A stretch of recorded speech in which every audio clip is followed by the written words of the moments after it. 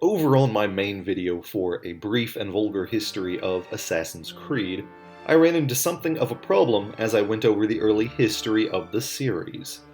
The problem is that I hate Altair's Chronicles so badly that I just could not get as in-depth as I wanted within the time frame I needed for that segment of the video. And I assure you, I have tolerated so much nonsense in the last decade or so just because it was nonsense under a banner I adore. If Assassin's Creed seduced my wife in front of my own eyes and then beat me unconscious with its limp dick, I would probably find some way to forgive it at this point. And yet, as I had to replay through all of Altair's Chronicles to record the footage I needed, I just couldn't help but loathe the experience. And so I figured it would be worthwhile to make its own video going in depth, if only to justify my efforts. I'm going to save most of my complaints as I walk you through the story beat by beat, as my bitching will be in-depth enough to serve as their own narrative arc, but there are some items that are better addressed up front. Due to the fact that the title of the game is tedious to say on repeat, I'm going to bastardize it from here on out. Assassin's Creed, Altair's Chromosomes, is obviously unable to be the in-depth experience of the main game with the hardware limitations, and I don't care about that. Assassin's Creed 2 had a much better spin-off game by the same developers, so clearly the Nintendo DS can have a worthwhile Assassin's Creed experience, but we just don't get that here. Gone are the open-world cities, replaced by fairly linear levels. Now, an opportunity existed here for levels with a few alternate paths you can take, and sometimes the game does try to emphasize this idea, with parkour across the rooftops being a more subtle way to go than beating off guards on the street level down below, but the execution just falls flat. That's a double entendre. It frequently meant I would try to parkour across the rooftops and then fall flat on my ass on the ground below due to the shitty platforming. More on that shortly.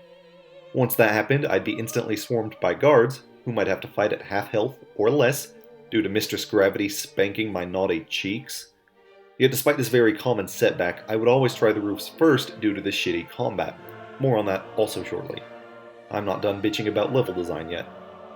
Unlike the real game, whose locales felt like real, bustling cities must have felt during the Third Crusade, these levels frequently don't feel real at all. It has a heavy degree of cartoonish gaming logic throughout, that would feel more in place with something like Super Mario Bros. Or Kirby. Levers to doors are inexplicably far away, meaning no guard would ever be able to accomplish their jobs. Death traps are freaking everywhere in highly populated areas, meaning some poor street sweeper is probably always having to scrub chunks of curious street urchins off the market stalls every morning. Rocks, crates, and platforms move like clockwork in a time before mechanical devices could produce anything near this level of automation, etc. Some Watsonian thinkers may argue that these breaks from reality are necessary for the gameplay in this watered-down Assassin's Creed experience, but that's fucking dumb. Altair's Chrysalis is supposed to be entirely canon. Details from this game are mentioned in the main games. This game wants me to believe that Jerusalem had fucking axes swinging around in the air that just got removed the following year? Fuck that noise. Parkour is also pretty different than the original as well, and let me tell you, parkour is definitely the worst part of the game. No matter how climbable a wall looks, Altair straight up ignores details he would scamper up in his other games. Here, either a ledge is close enough that he can jump up and grab it right off the bat, or he won't do it at all. Assuming you actually can get up the wall, parkour then frequently consists of jumping to and from tiny surfaces with little room for error. If the controls behaved, many of these jumps would be pretty unfair. And oh boy do these controls not behave. Oh, you wanted to go that way? Fuck you, you're going into the drink. Free-running controls are also backwards compared to the main game. Instead of Altair walking until you hold down a button to sprint, here, Altair's default speed is sprinting, and there's a button that slows Altair down to a walk. You have to put more effort into doing something that takes Altair less effort. Plus, you have to hold down that walk button on narrow ledges, otherwise Altair wiggles like a flaccid dick in a wind tunnel until he falls. The worst part is that the walk button will mess up momentum for jumping between ledges. Jumping beam to beam, you have to hold down the walk button. Jumping wide ledge to beam, you better not press the walk button until you're already in the air, or you're not clearing the distance. But don't forget to hit walk before you land, or whoopsie doopsie. Try to jump off a net?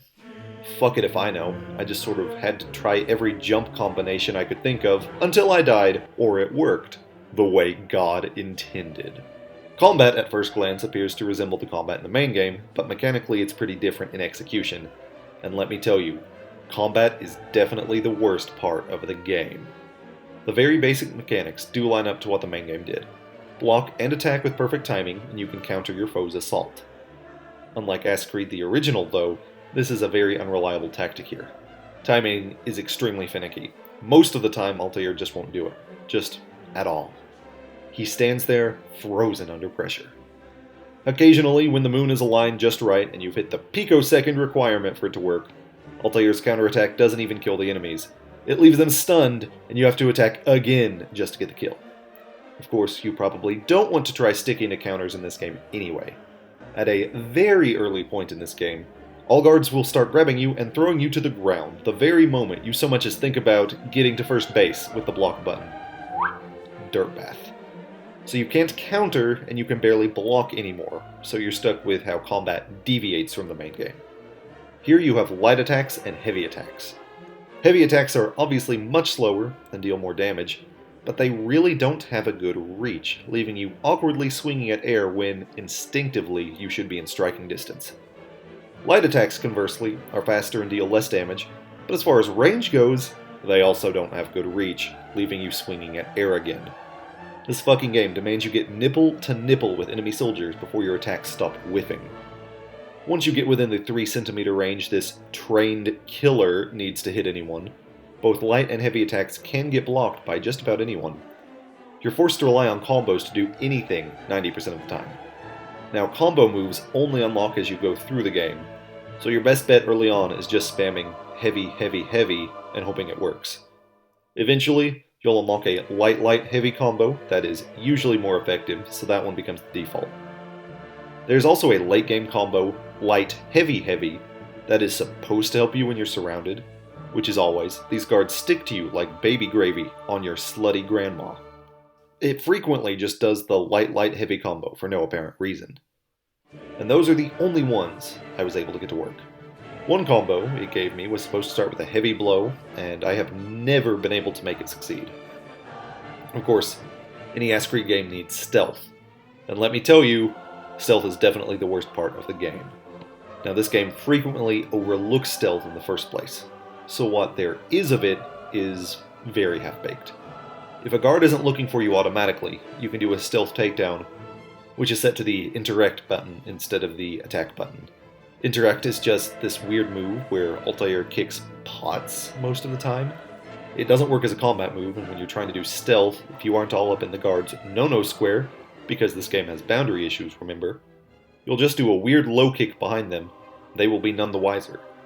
Once you're within molesting distance behind a guard, it'll give you the button prompt, wherein Altair grabs him, raises his hidden blade into the air, and waits for you to press the button again, unprompted.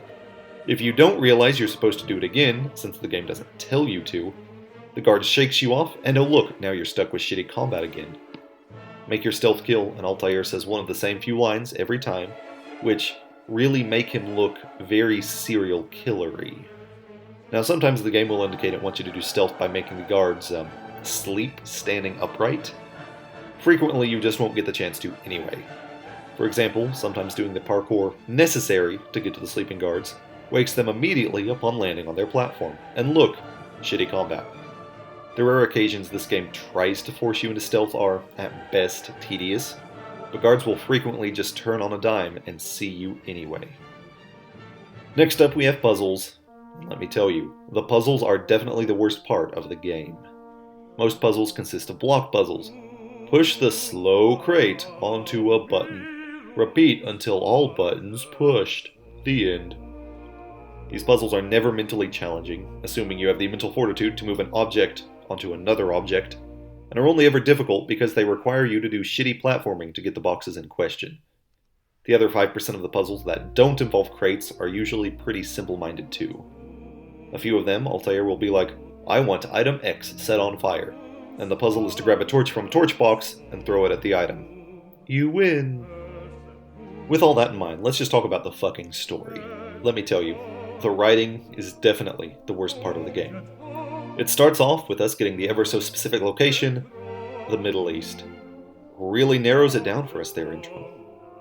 It tells us that Altair is reaching his journey's end, But hold on, we just now started up the game.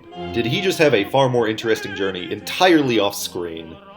Altair stops in a settlement near his destination, Alep, and says, "My journey is coming to an end." No, it isn't, asshole. I just started playing.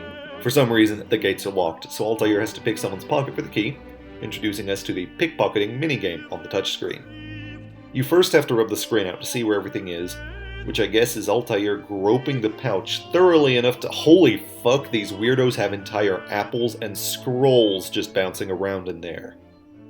You have to get the key out without bumping into anything too often, as that makes the timer tick down faster. Better not mess it up, because nothing happens. There are no consequences for failure. No amount of failing lets this person notice you're elbow deep in their ass playing a shitty maze game. Once you have the key, a colorful and out of place "You win" pops up on the screen. Don't laugh, but this image also popped up directly in my line of sight the first time I got a blowjob. That's our secret. Don't go telling anyone. Once outside the gate, Altair sees the main path is blocked, and his detour path is lined with our first inexplicable death traps out of many. And the sound effects don't even sync with the spears ejecting. Listen to the spears here, seconds off, compared to the checkpoint jingling right on cue.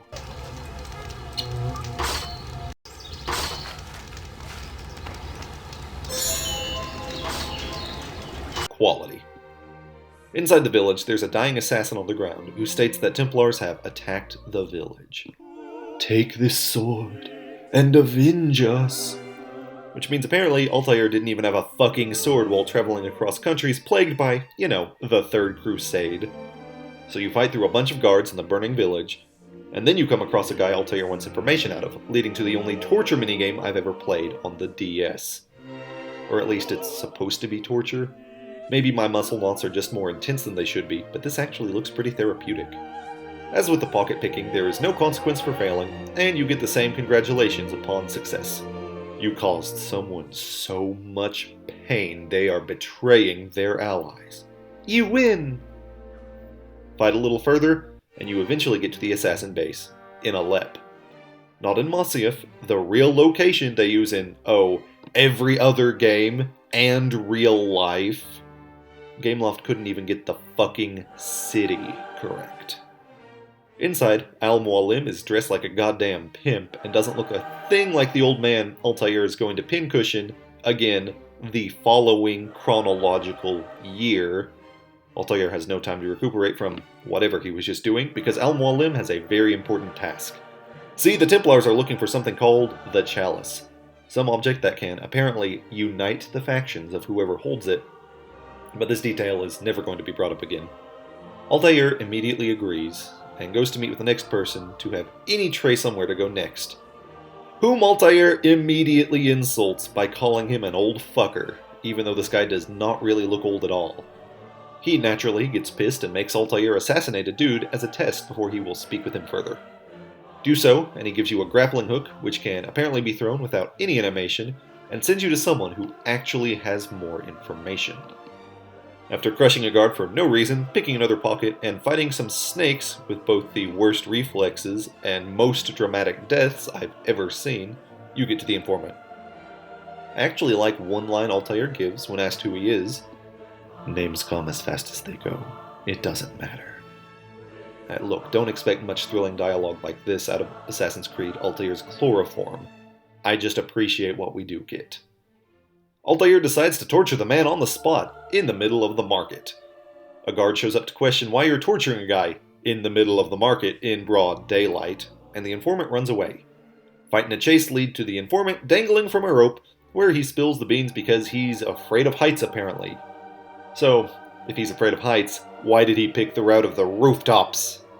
Altair leaves him dangling with an excuse that sounds like why right-wing television hosts justify not helping the poor, and heads towards a rich Templar's house, who can give him more information. Along the way, I got bored and discovered you can kill snakes by smooshing them with crates. You can also do this in-game, by the way. They still give you the most dramatic wiggle as they die, which is a weird thing for something I just crushed to do, but whatever. One dude just randomly decides to pour tar on his roof right in front of me, just to be an inconvenience. Dick. some other civilians recognize me as an assassin and start chucking rocks at me. This gets obnoxious really fast, and I decide to break the first tenet of the creed and shank my blade into the flesh of some innocents, wherein they take no damage and just stop throwing rocks. Yet again, I am reminded that Altair's chemotherapy is not a good game. I finally get to the rich guy's house, where I set some oil on his roof on fire. He runs out, panicking, and everyone acts like there's a blazing inferno! But it's not. It's literally just 5 pots on fire, and frankly the first one doesn't even look like it's been touched by the flame. The rich asshole doesn't know what or where the chalice is, but he does know that it's in a desert temple which requires 3 keys to unlock, which is both highly specific and shows that he does at least vaguely know where it is. Lying asshole. He also somehow knows that a dancer, Fahera, knows more. Fahera is probably the most glaring historical inaccuracy in this entire franchise. For one, she's a circus dancer, but this game takes place in 1190. The modern circus would not exist until 1782, almost 600 years later. And the big top style of tent they are in would not be used until around 1825. She also keeps referencing cards telling her the future, even though she's a dancer and not a fortune teller, and worse, tarot cards would not exist until sometime in either the late 14th or early 15th century. This lady anachronism is not too fond of Altair questioning her, so she calls out the biggest man I have seen since the guy in that one video where the petite chick gets her ass stuck outside of the window, and Fahera could not have picked a worse candidate. This man almost immediately and repeatedly gets his axe stuck in the dirt until Altair beats the shit out of him and brings the fucking tent down on top of his soon-to-be corpse.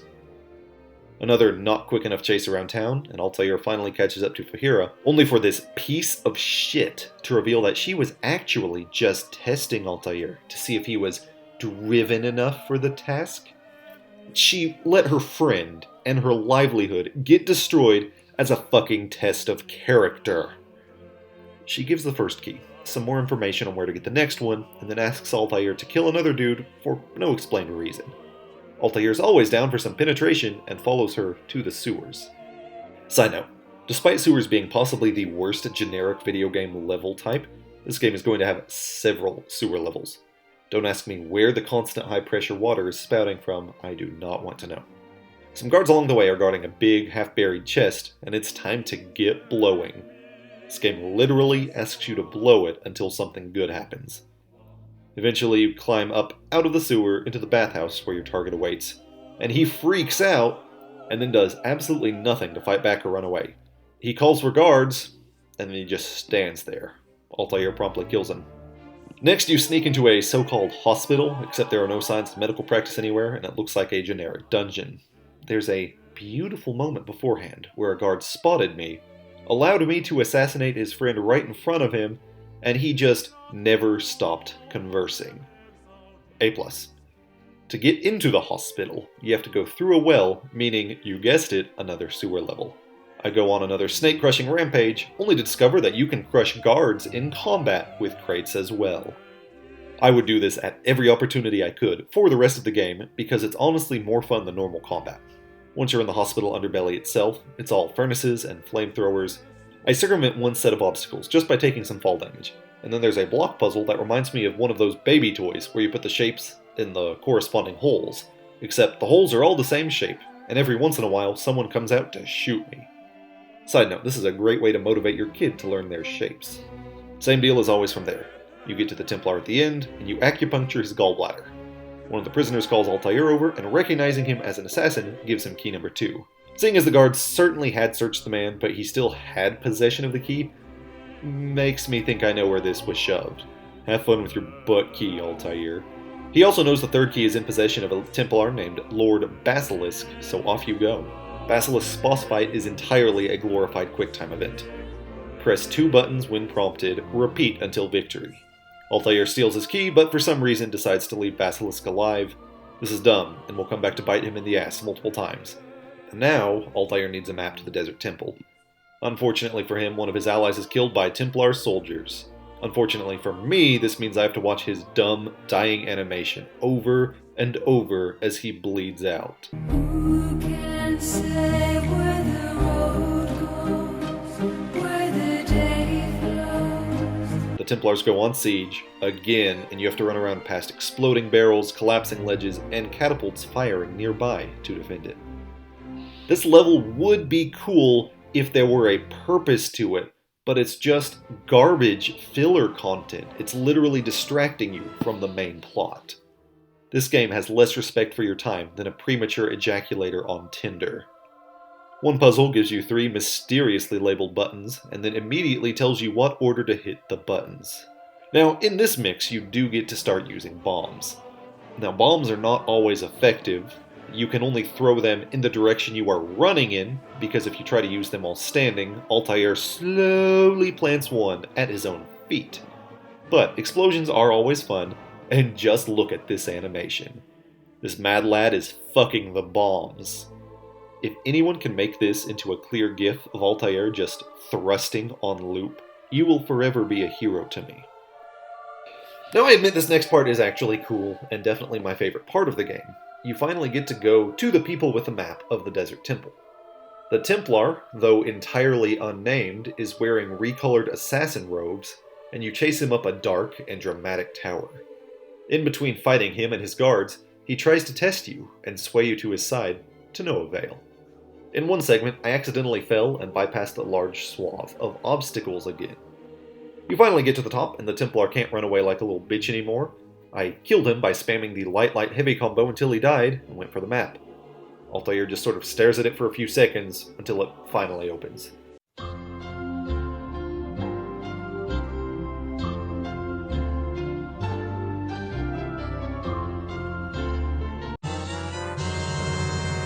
Without further ado, we go to the Desert Temple for the chalice.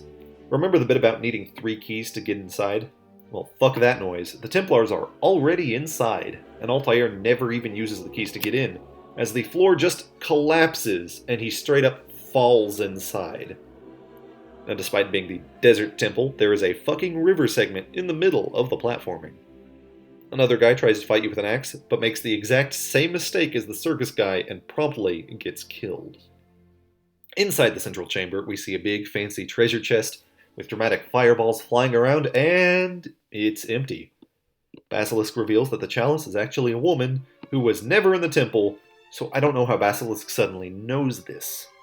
Altair is then inexplicably teleported out of the temple. Seriously, this game never explains it, but he just miraculously poofs into a different location without warning. And even Altair is confused by it. There's another entire extended level serving as more filler just to get back inside one of the cities from before. Then an entire second level before you fight Basilisk again, where he runs away, leaving you to do more bullshit just to fight him a 3rd time. Finally, Altair has another chance to kill Basilisk, and chooses not to. Again. Basilisk tells you where to find the woman, and also that the Templars are going to poison a whole city because they're bored of sieging it. So now you have to go out of your way to stop another siege across another filler level. Altair straight up goes bald for a while, disguised as a scholar, kills the siege captain, and then catapults himself hundreds of feet through the air to escape. How he survives this is never explained. Finally able to go after his main goal, Altair discovers that the chalice woman is a woman named Ada, whom he already knows apparently. How convenient.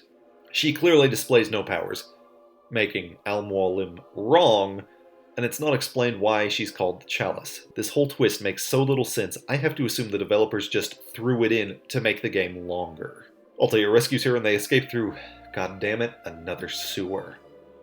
Ada tells Altair that one of the inconsequential assassins from earlier is a traitor, and convinces Altair to leave the assassins and come live with her once he kills the traitor. He goes back to do so, only now the assassin traitor is inexplicably dressed the same as the Tower Templar from earlier, even though they didn't need to use a new model, he already had one model. Altair promptly kills him. He returns to Ada, who has been recaptured by Basilisk's men. Altair fights Basilisk with the exact same quicktime event as the 3 other Basilisk boss fights, and finally decides to kill the bastard. It's too little too late, and Ada is being taken away on a Templar ship, where Altair swears that he will find her. He will never find her, and despite putting so much effort into kidnapping her, the Templars will unceremoniously kill her off-screen. The end. Now, this video is not intended to be a review, but if I had to put a score on it, I would say, fuck numeric scores, this game can shove a potato peeler up its own ass. Out of 10. Look, I'm going to upload all my footage recorded from this game, failures and everything included, so if anyone needs footage for anything they're making, they don't have to waste their finite lives on this dumpster fire. Feel free, use any of the footage for your own purposes. Just please do give me credit for the sin of playing through this game in your videos. If you haven't already, please check out the main videos in my brief and vulgar history of Assassin's Creed series. A like and subscribe would be appreciated, and if you want to be alerted to more videos like this, the bell icon will fulfill your every desire. Thanks for watching.